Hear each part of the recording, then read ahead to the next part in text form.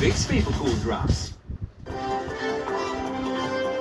Girls on NBC, so they honored that last night at the Emmys, cute. which was a great show. I know the Pit one you were excited about. Yeah. We'll have a look at all the winners and losers. By the way, have you seen all those memes on social media that say those Golden Girls are like my age? Yeah. You know, they were all like in their 50s. Yeah, exactly. Anyway, not so golden. reality check.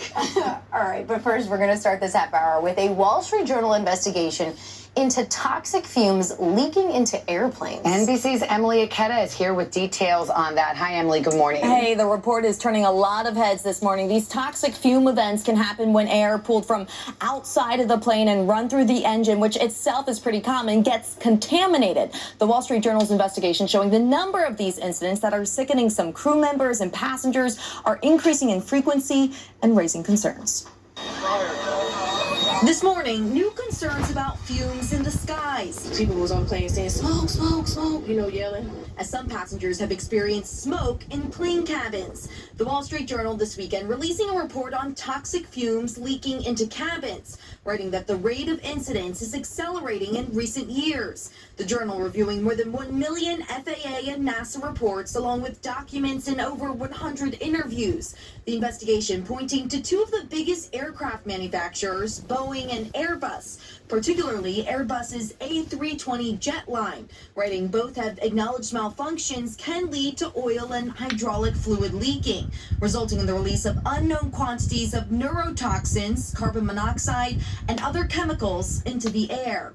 Airbus telling NBC News its aircraft are designed and manufactured according to all relevant and applicable airworthiness requirements. And a Boeing spokesperson telling the Journal, quote, the cabin air inside Boeing airplanes is safe. The Journal outlining the effects of fumes in cabins, saying their smell is described as wet dog, Cheetos, or nail polish, in some cases making passengers sick and affecting pilots' vision and reaction times, according to official reports obtained by the paper.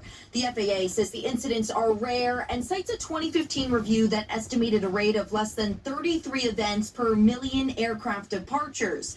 But the Journal says that its analysis suggests the rate was around 3 times that by 2024. The Wall Street Journal noting that most odors in aircraft aren't toxic and neither are all vapors. The effects are often fleeting, mild, or present no symptoms. There have also been incidents of visible smoke in the air.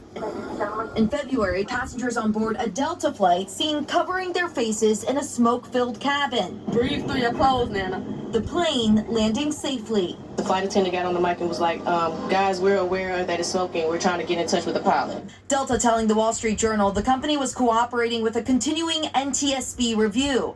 Now this morning, renewed calls for air safety after takeoff.